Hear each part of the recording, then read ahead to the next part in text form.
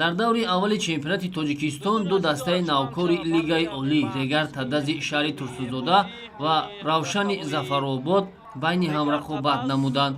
Умедвор мешавем ки Регар Тадаз баъд аз як мавсими ҳунарнамоӣ дар Лигаи Якум дигарбора ба Лигаи Олӣ баромад. Барои дастаи Равшани Зафаробод бошад ин аввалин бозӣ дар Лигаи Олӣ дар таърихи мавҷудияташ маҳсуб мешуд.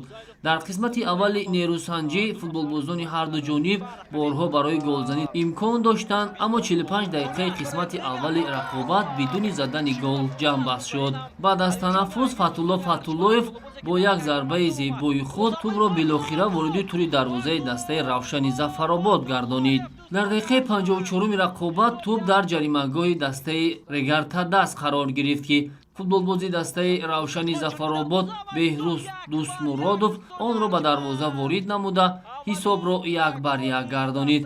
Бо гузашти як дақиқаи дигар бозингари дигари дастаи ноҳияи Зафаробод Бахтиёр Зарипов маротибаи дуюм хатти дарвозаи дастаи Регар Тадазро рахна сохта ҳисобро 2-1 ба суди меҳмонон гардонид. Аммо дар дақиқаи аввали изофанамудаи охири рақобат Фаридун Давлатов аз ҳайати дастаи Регар Тадаз таносубро барқарор карда соҳибони майдонро аз бохт наҷот дод.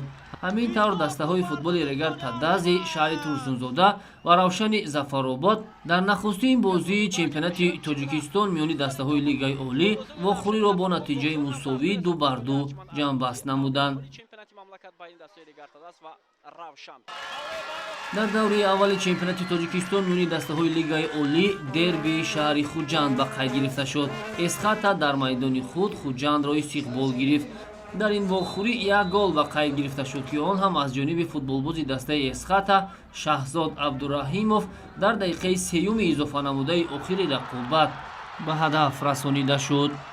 мавриди зикр аст ки дар ҷараёни рақобат ду тан аз футболбози дастаи Хуҷанд Алишер Баротов дар дақиқаи 27 ва Фирдавс Чақалов дар дақиқаи 81-уми рақобат аз ҷониби довар бо корти сурх муҷозот карда шуда майдон ба дар гардиданд.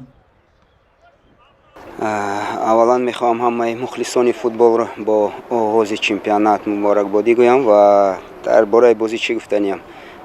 ин якум бозӣ аст. бозӣ ҳоле майдонҳо ҳамоқа хуб нестанд аз ҷиҳате ки ҳоле нав баҳор аст.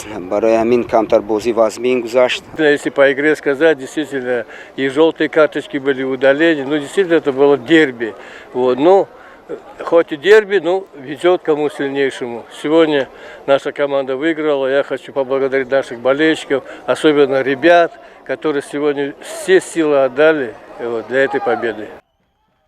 хатлони шаҳри Бохтар ва Равшани шаҳри Кӯлоб рақобати нахустини худро дар даври аввали чемпионати Тоҷикистон дар варзишгоҳи марказии шаҳри Ҳисор доир намуданд.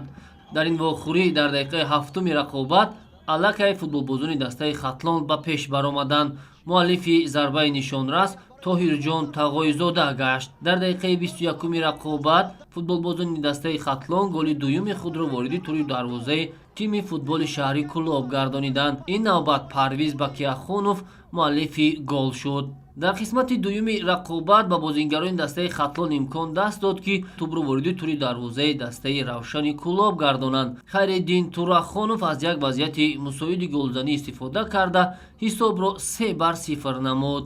дар дақиқаи 77-уми рақобат билохира ба бозингарони дастаи футболи шаҳри Кӯлоб муяссар шуд ки як гол ба дарвозаи рақиб бизананд. Абдухалил Боронов ҳисобро 3-1 гардонид. бо ҳамин дастаи Хатлон аввалин ғалабаи худро дар оғози мавсими соли ҷорӣ ба даст овард. клуби марказии варзиши Артиш мебоист бо Истиқлол бозӣ мекард, аммо бо сабаби иштироки Истиқлол дар вохӯриҳои гурӯҳии Лигаи Чемпионҳои Осиё ин бозӣ ба мавқуф гузошта шуд.